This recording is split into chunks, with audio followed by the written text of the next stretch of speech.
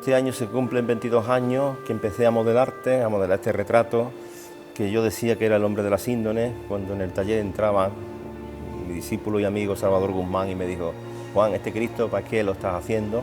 Y yo le dije: no, Salva, esto no es un Cristo, este es el hombre de la sábana santa. Y esto nació por un proyecto personal de querer darle a la síndone el retrato del hombre, reproducir ese retrato, hacer una reconstrucción facial del rostro que yo veía en esa sábana y que hoy te contemplo después de 22 años. Me ha llevado a muchas más cosas, me llevaste al equipo de investigación, me llevaste a realizar la restitución del cuerpo, me llevaste al crucificado de Córdoba, me has llevado por muchos caminos. No sé si eres Jesús de Nazaret o es simplemente el hombre de la síndone, no lo sé. Quizás la ciencia algún día podamos dar una respuesta o quizás nos las des tú en algún momento.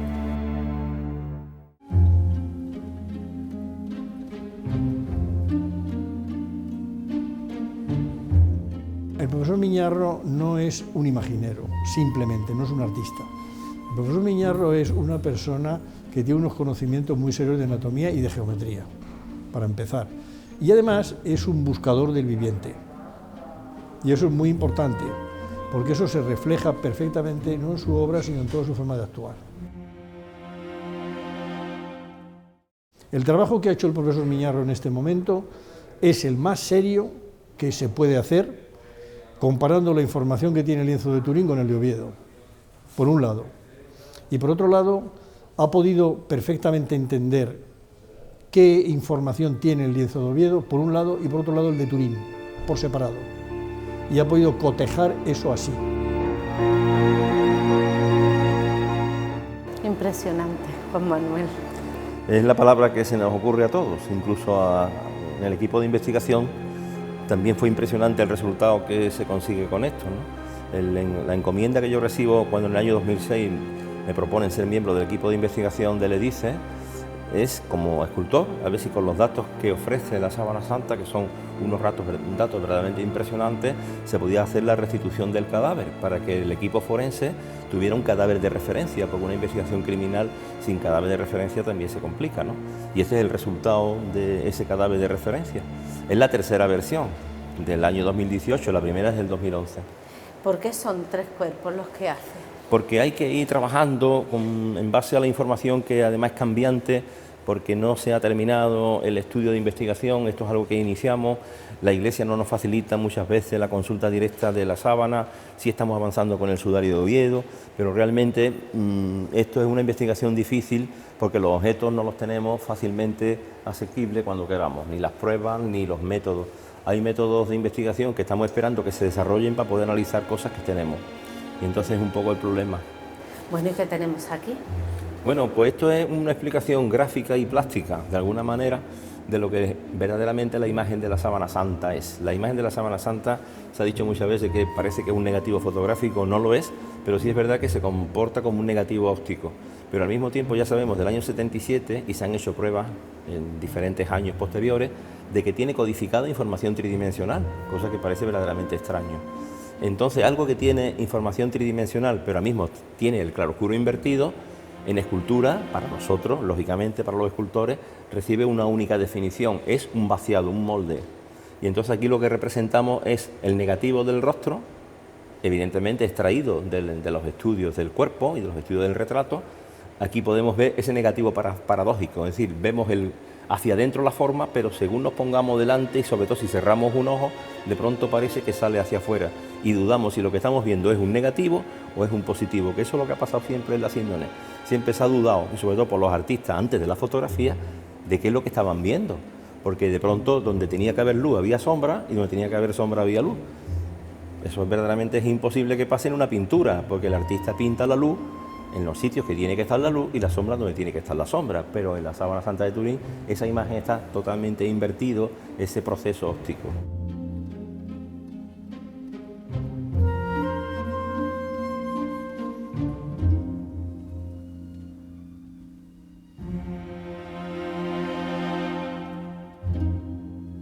La Fundación Aguilar y Eslava creo que hace una aportación buenísima en todo esto, porque no es nada fácil dar esto a conocer. Interpretar la información que tiene la síndone por un lado y la que tiene el sudario de Oviedo por otro, y la que tiene la propia tumba en Jerusalén. Y el entorno histórico no es nada sencillo. Significa muchas horas de estudio para poder tener idea de cómo pudo ser todo aquello.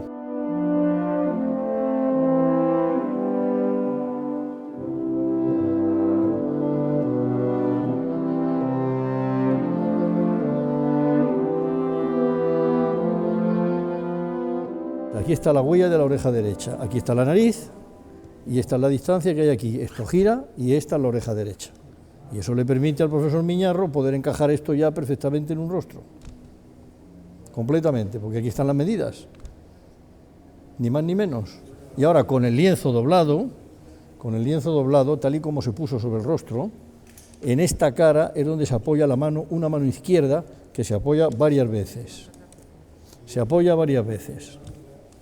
La primera, nosotros nos fijamos en esta arruga y vemos cómo esta mano, aplicada aquí, está aquí. Y esto aquí cierra completamente sobre la nariz. Y se ven los espacios aquí perfectamente. ¿Por qué? Porque esto está completamente quieto, no restregaron este lienzo contra el rostro, porque si lo hubieran restregado, entonces no tendríamos esta información.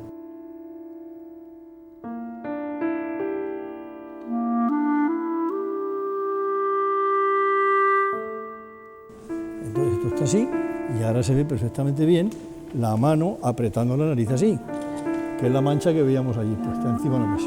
Ahora, una vez que se acoge el lienzo y se abre del todo, la cara esta sigue donde estaba. Esto era así, ahora sí está en su sitio. La nariz tiene que estar en su sitio, y ahora aquí, esta mancha está en su sitio, así, y está sujetando la nariz así. Pero el cadáver está boca abajo y está apoyando sobre la mano. Esto es en el momento del traslado del cadáver hacia el sepulcro. Lo trasladan boca abajo, porque es como puede salir la sangre y manchar esto así. Siendo nosotros la sección, digamos, la delegación del CES en Andalucía, es lógico que se intente difundir todo lo que se ha ido reuniendo y desarrollando en el Museo de la Pasión. Como lo llaman ellos, es la primera Semana Santa de la historia. Aquello es un relato, pero es un relato visual. Lo estamos viendo permanentemente conforme nos desplazamos. Desde que accedemos y vemos simplemente historia del Imperio Romano hasta que llegamos al final y lo que vemos es la tumba donde podemos asomarnos y ver cómo era.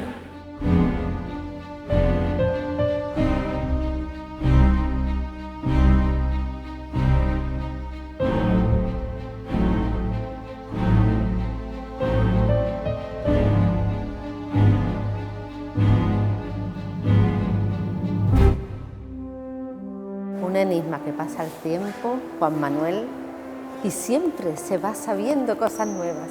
Siempre. Y aparte de eso, la evolución de la tecnología a través de los siglos nos ha llevado a ir averiguando cada vez más cosas. Y la primera descubrimiento importante fue averiguar que lo que se veía en la síndone era un negativo, lo que hemos estado hablando allí. ¿Y por qué es un negativo? Se hace la primera fotografía y la primera fotografía sale ya positiva. No hace falta revelar.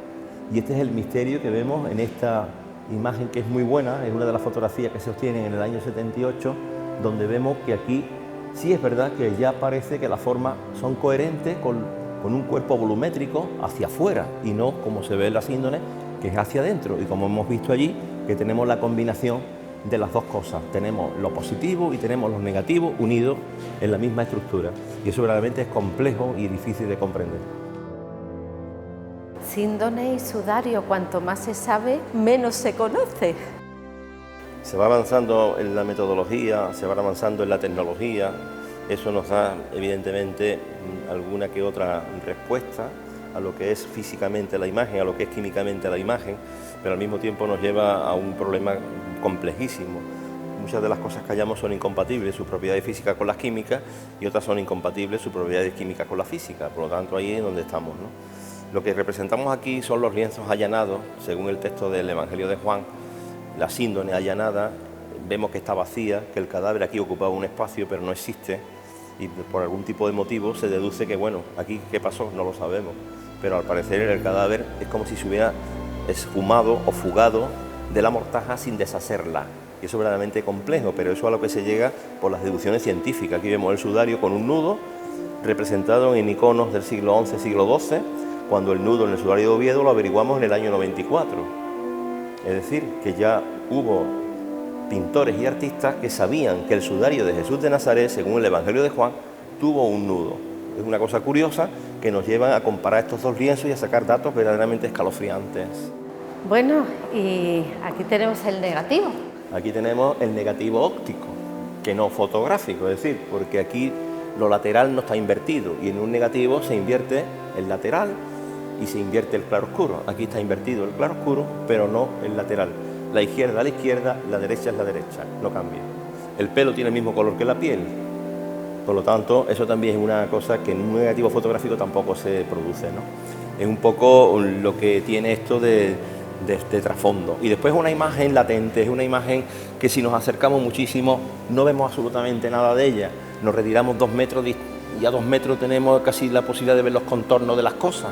Pero cuando te acercas desaparece todo, o sea, es algo superficial, algo que está solamente en la parte interna de la tela, no está en la parte externa, solo la sangre atraviesa de capa a capa y en definitiva eso es lo que nos lleva a seguir diciendo, como dice esta exposición, revelaciones y misterios que permanecen, porque hay cosas que estamos aportando como datos nuevos, pero al mismo tiempo hay cosas sobre las cuales no podemos decir nada.